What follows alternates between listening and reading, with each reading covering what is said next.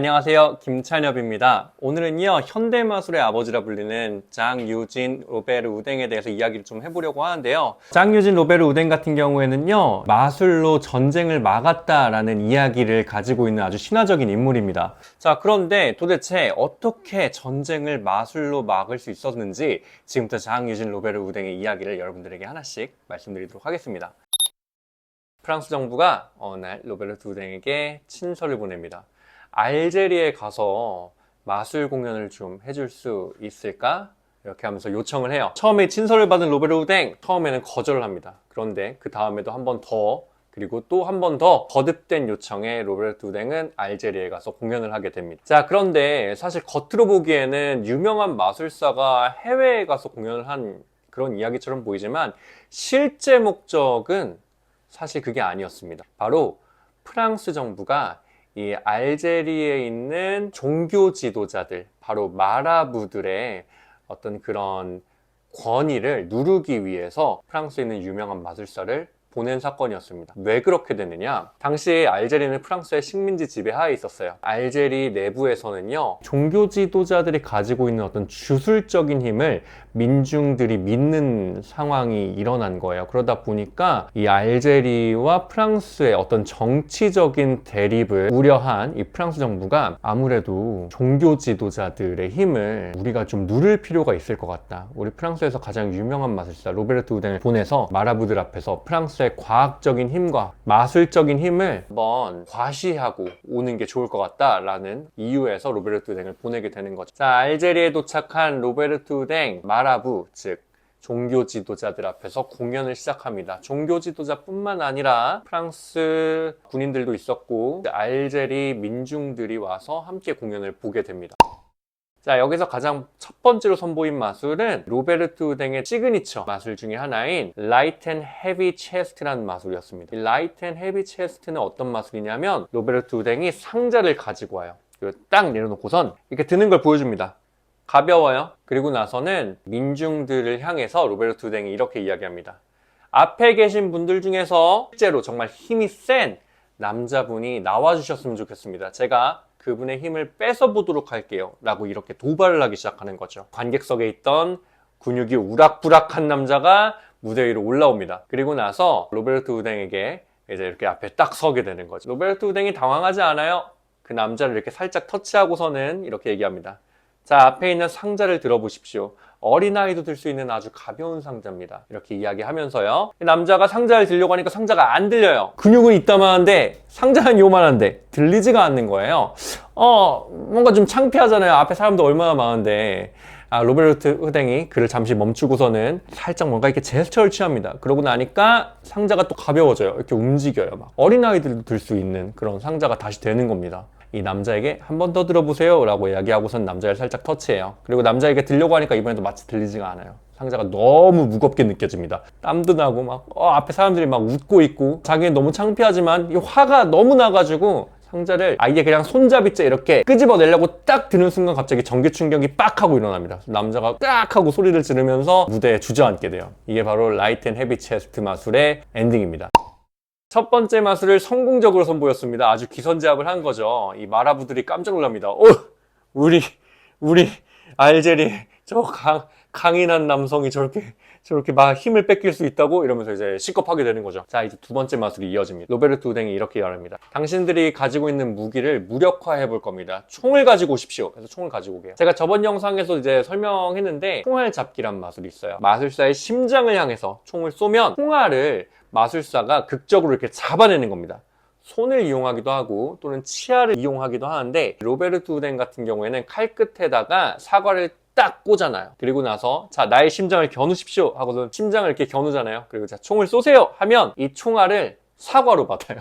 네, 그 사과를 이렇게 반을 딱 뜯어보면은 그 총알에는 관객이 표시했던 총알이 이렇게 나타나고 힘을 과시하면서 이제 마무리가 됩니다. 그리고 두 번째 마술도 끝이 납니다. 와, 우리의 무기도 무력화됐어 이러면서 이제 마라부들이 막 시겁하기 시작해요. 자, 이제 하이라이트예요. 어떻게 이 공연을 마무리 지었냐면 관중들 중에서 알제리 시민 한 명을 올린 다음에 그 알제리 시민을 마술로 없애버려요. 이 광경을 본 관객들이 깜짝 놀라서 혼비백산하면서 막 극장을 도망치듯이 막 빠져나가는 일이 벌어집니다. 어찌 보면 로베르트 우댕은 이 목적을 달성하게 된 거죠. 그들에게 프랑스 과학의 우월성, 그리고 마술적인 힘의 과시, 프랑스의 알제리 식민지 정당성을 확보하게 되면서 이 모든 목적을 달성하게 됩니다. 자, 그렇게 이 마라부들, 바로 종교 지도자들은요, 너무 깜짝 놀랐잖아요. 그러다 보니까 급히 친서를 씁니다. 온갖 칭찬을 막 다 써요. 너무나 위대하고 프랑스의 과학은 정말로 너무나 놀랍고 마술적인 힘은 너무나 강렬하고 하면 친서를 진짜 휘황찬란하게 칭찬으로 씁니다. 그리고 나서 그걸 로베르트 우댕에게 주게 되고요. 그걸 받은 로베르트 우댕은 자랑스럽게 고국으로 돌아가게 되고 프랑스 정부는 로베르트 우댕을 유명인사로 만들어줍니다. 자, 그리고 나서 프랑스는 이제 알제리 식민지를 정당화했으니까 자신의 힘도 과시했겠다, 뭐 이렇게 정치적인 어떤 대립은 끝이 나게 되면서 이야기가 끝이 납니다.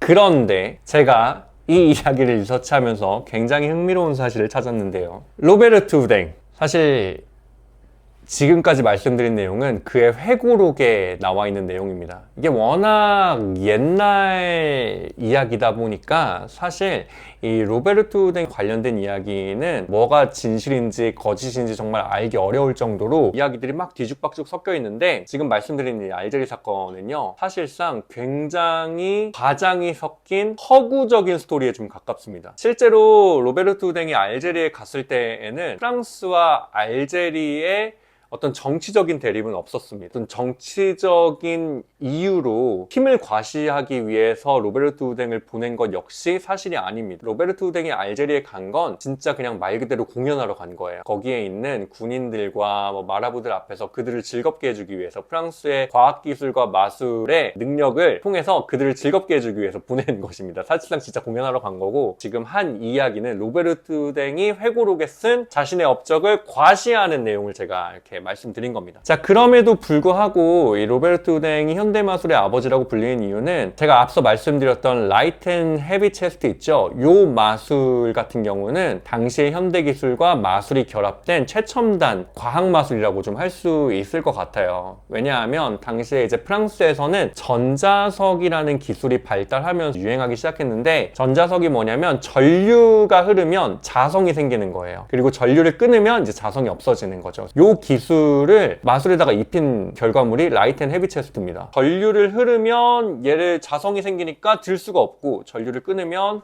들 수가 있게 되는 거죠. 제가 이걸 보면서 좀 많은 생각이 들었는데, 로베르 우댕 하면은 많은 업적들이 정말 있거든요. 마술사들 사이에서는 이분을 현대 마술의 아버지로 모시는 이유가 이분 덕분에 어떻게 보면 지금 현대의 마술의 모습이 이렇게 딱 잡힌 거거든요. 뭐 정장을 입고 마술을 한다거나 거리에 있던 마술이 극장에 올라가게 된다거나, 이러한 모든 업적들은 다 로베르 우댕의 어떤 그 회고록에 적혀져 있는 그의 이야기들을 통해서 이게 현대의 마술사들이 계속 믿음이 생긴 거잖아요. 아, 실제로 그랬구나 하면서 이걸 진짜 역사적인 사료로서 받아들였던 건데, 이 자료를 계속해서 리서치하다 보니까 많은 부분들이 과장이 되어 있다는 사실을 알게 된 것이죠. 그래서 알제리 사건도 마찬가지였습니다. 다만 이 로베르 우댕 같은 경우에 정말 현대마술의 아버지라고 말할 수 있는 부분, 과장이 되어 있음에도 불구하고 그렇게 좀 말씀드릴 수 있는 부분은 뭐냐면, 굉장히 똑똑한 사람인 거죠. 이 사람이 시계공이었거든요, 원래. 그러다 보니까 기계를 다룰 수 있는 능력도 굉장히 뛰어났고, 또 마술도 잘 하다 보니까 그걸 이제 두 개를 합치면서 지금 우리 시대에 많은 마술사들이 어떤 첨단 기술이랑 마술을 결합해서 하기도 하잖아요. 이러한 모습이 어찌 보면 그 당시에 로베르 우댕이 먼저 했다고 볼 수 있는 거죠. 그래서 많은 일화들은 과장이 되어 있지만 로베르 우댕의 업적 같은 경우에는 현대에 영향을 끼친 현대 마술의 아버지라고 할 수 있는 것 같습니다. 오늘 이야기는 이렇게 준비했는데요. 제가 로베르 우댕에 대한 이 리서치를 하면서 되게 재밌는 사실들을 많이 알게 돼가지고 그 이야기는 다음에 또 영상을 통해서 한번 풀어보도록 하겠습니다. 여러분들 제 이야기가 즐겁고 재밌으셨다면 좋아요, 댓글, 구독, 알림 설정 모두 저에게 큰 힘이 되니까 많은 응원 부탁드리겠습니다. 감사합니다.